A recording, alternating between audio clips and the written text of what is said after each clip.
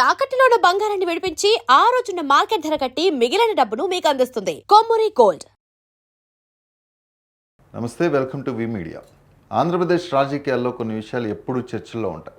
అందులో ఒకటి కొడాలి నాని విషయం. 2024 ఎన్నికలు పూర్తయ్యాక కూటమి ప్రభుత్వం అధికారంలోకి వచ్చిన వెంటనే చాలామంది ఒక మాట అన్నారు.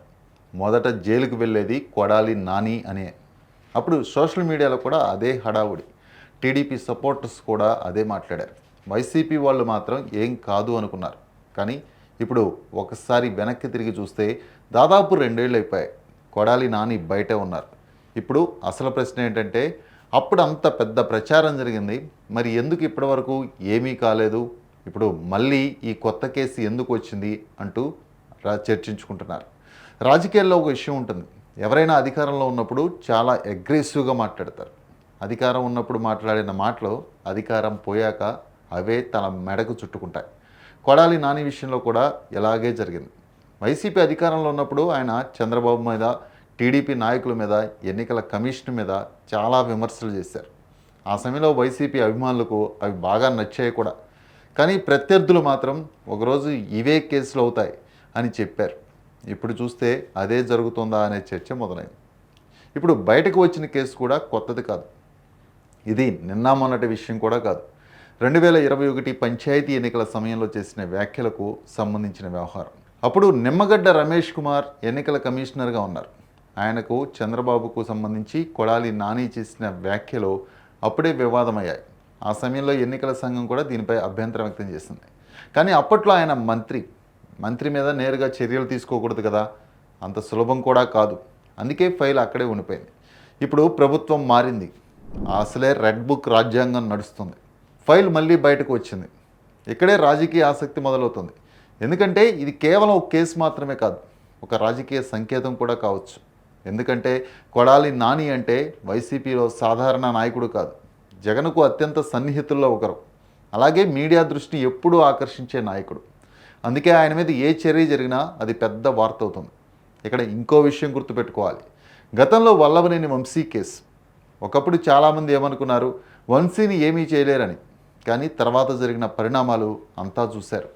అందుకే ఇప్పుడు కొడాలి నాని విషయంలో కూడా ఇది మొదటి అడుగా లేక చివరకు జైలుకు పంపించే ప్రయత్నమా అనే చర్చ జరుగుతుంది.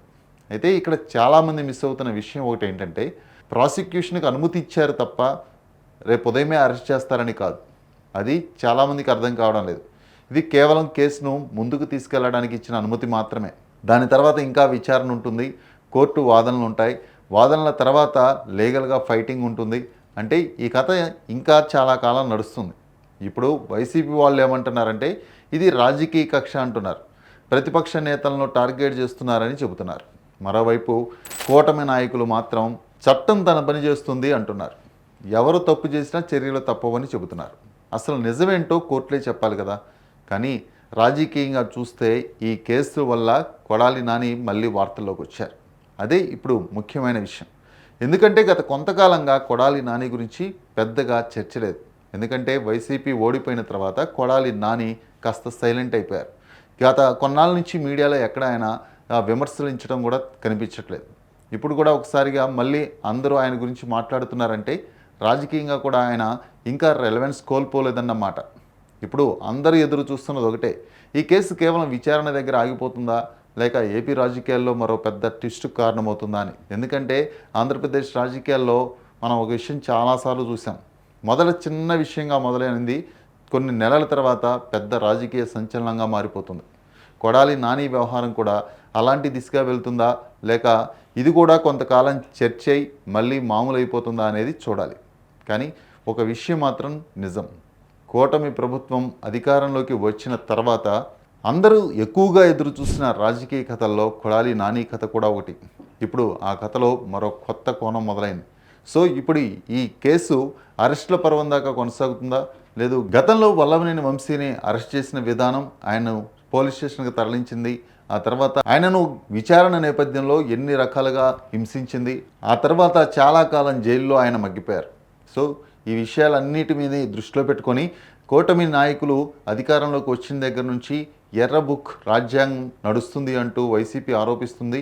అలాగే వైసీపీలో కూడా గతంలో అరెస్టులు జరిగాయి, కానీ కొడాలి నాని గతంలో చేసిన విమర్శలు, గతంలో అధికారంలో ఉన్నప్పుడు ఆయన మాట్లాడిన మాటలకి కొడాలి నానికి తప్పదు ఏదో ఒక రోజు శిక్ష అంటూ చాలామంది భావించారు. ఈవెన్ టీడీపీ వాళ్ళందరూ కొడాలి నాని అరెస్ట్ ఎందుకు జరగట్లేదంటూ కూడా గత 2 ఏళ్ల నుంచి చర్చ జరుగుతుంది. లోకేష్ ఎర్ర బుక్ రాజ్యాంగం నడుస్తుందని చెప్తున్నాడు. ఎర్ర బుక్లో అందరి పేర్లు నోట్ చేశానంటూ గతంలో ఆయన యువగలం యాత్రలో చేసిన సందర్భంగా ఆ విషయాలన్నీ గుర్తు చేస్తున్నారు టీడీపీ వాళ్ళు. అయితే కొడాలి నాని టైం వచ్చింది, ఇక ఆయన్ను ఎవరు ఆపలేరు, ఆయన్ను అరెస్ట్ ఖచ్చితంగా జరుగుతుంది. ఈ విచారణ జరిగిన అనంతరం ఆయన నిందితుడిగా నిరూపిస్తే కోర్టు నుంచి ఆయన్ని డైరెక్ట్గా రిమాండ్కి తరలించి ఆయన్ని చిత్రహింసలకు గురి చేస్తారంటూ ఒక పక్క వైసీపీ వాపోతుంది. ఇదంతా కేవలం కొడాలి నానిని టార్గెట్గా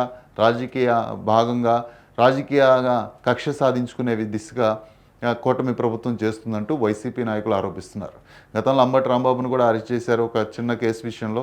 ఇలాగా వైసీపీ వరుసగా అధికారం కోల్పోయిన దగ్గర నుంచి వరుసగా వాళ్ళ నాయకులను అరెస్ట్ చేస్తూ కార్యకర్తలను హింసిస్తున్నట్టుగా మనం చూస్తూనే ఉన్నాం. సో దీనిపైనే కూటమి ప్రభుత్వం కక్ష సాధింపు చర్యలు పాల్పడుతుందంటూ వైసీపీ ఆరోపిస్తుంది. ఈరోజు కొడాలి నాని అరెస్ట్ ఎప్పుడు అంటూ ఎదురు చూసిన ఆ టీడీపీ కార్యకర్తలకు, టీడీపీ అభిమానులకు కొడాలి నాని అరెస్ట్కి రంగం సిద్ధమైందంటూ ఆనందం వ్యక్తం చేస్తూ కనిపిస్తున్నారు. సో వైసీపీ దీన్ని ఎలా ఎదుర్కొంటుంది? కొడాలి నాని కోర్టు వరకే వెళ్ళి విచారణలతో ఆగిపోతుందా, లేదా నిజంగానే వల్లభనేని వంశీని ఏ విధంగా అయితే అరెస్ట్ చేసి హింసించారో, ఏ విధంగా అయితే ఇబ్బంది పెట్టారో కూటమి ప్రభుత్వం, అదే ఇబ్బందులు కొడాలి నాని కూడా ఎదుర్కోబోతున్నారా? ఇది ఇవాళ స్టోరీ. నెక్స్ట్ వీడియోలో మళ్ళీ కలుద్దాం.